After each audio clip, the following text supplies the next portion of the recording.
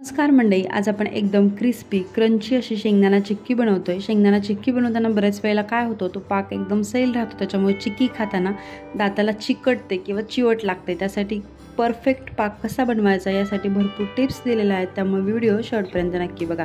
इथे बघू शकता एकदम परफेक्ट दुकानपेक्षा सुद्धा भारी ही चिक्की बनवून तयार झालेली आहे। इथे आवाज ऐकू शकता, कटकन तुटली जातीये, अजिबात चिकट किंवा चिवट नाहीये ही चिक्की। आता नवरात्रीचे उपवास सुरू होत आहेत, अशा वेळेला तुम्ही ही चिक्की एकदा बनवून ठेवू शकता, आरामामध्ये 9 ते 10 दिवस खाऊ शकता।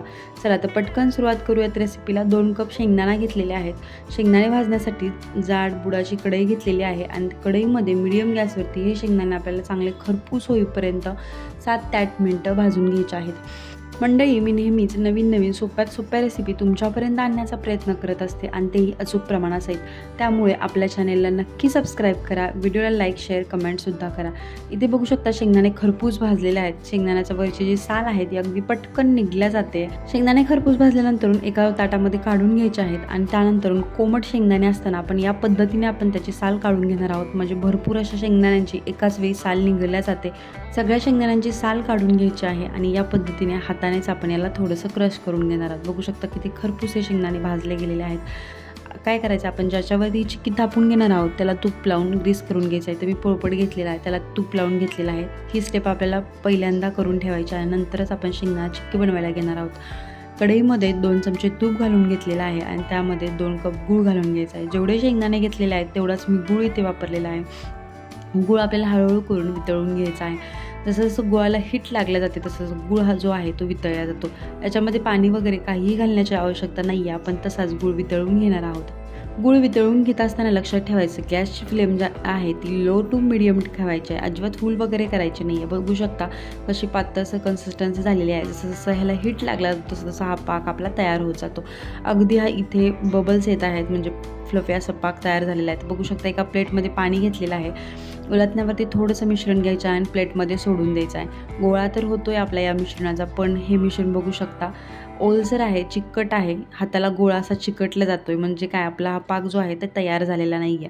चला तर पुन्हा 2 ते 3 मिनिटं मीडियम गॅसवरती हा पाक आपण शिजवून घेणार आहोत आणि पुन्हा एकदा चेक करून घ्यायचा आहे। त्याच प्लेटमध्ये पुन्हा मी हे गुळाचं मिश्रण घालून घेतलेलं आहे। बघू शकता परफेक्ट असा गोळा तयार होतोय। सुरुवातीला थोडंसं चिकट वाटेल आणि नंतरून एकदम हार्ड असा गोळा तयार झालेला आहे। प्लेटमध्ये तुम्ही हा गोळा थोड्याशा उंचावरून जसं की आपटता तसं टन असा आवाज येतो, या पद्धतीचा आवाज आला की नंतरून समजायचं की आपला पाक जो आहे तो परफेक्ट तयार आहे। चला, आपला पाक तयार झालेला आहे। याच्यामध्ये सगळे शेंगदाणे घालून घ्यायचे आहेत आणि व्यवस्थित मिक्स करून घ्यायचे आहे। शेंगदाणे घातल्यानंतर फक्त अर्धा मिनिट आपल्याला गॅस मिडियम करून शेंगदाणे व्यवस्थित त्याच्यामध्ये मिक्स करून घ्यायचे आहेत। नंतरून आपण गॅस जो आहे तो बंद करून हे शेंगदाणे सगळे आपल्या पोपटावरती काढून घेणार आहोत। इथे गॅस बंद केलेला आहे आणि ते बघू शकता पोपटावरती शेंगदाणे काढून घ्यायचे। सुरुवातीला तुम्हाला थोडासा सेलसर वाटेल पाक, पण नंतरून जसं मिश्रण थोडंसं थंड होत जातं तसं हा पाक जो आहे तो घट्टसर होत जातो।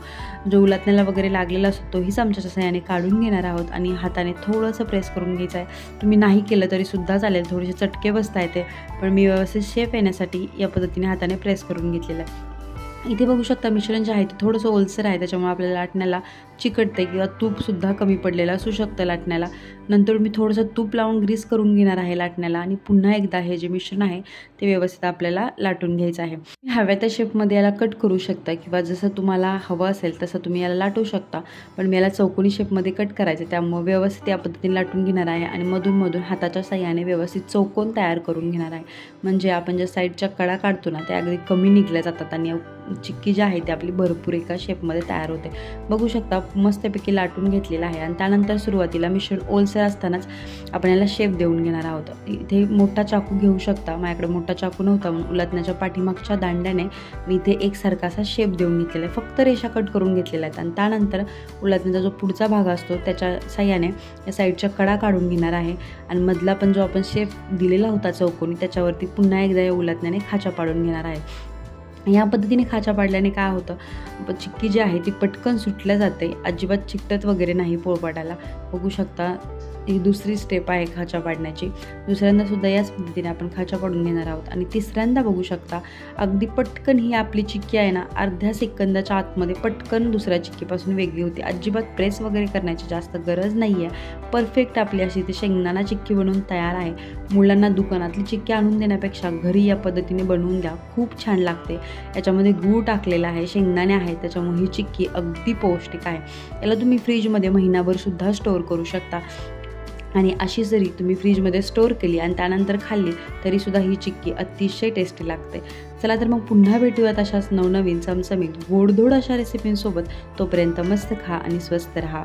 धन्यवाद.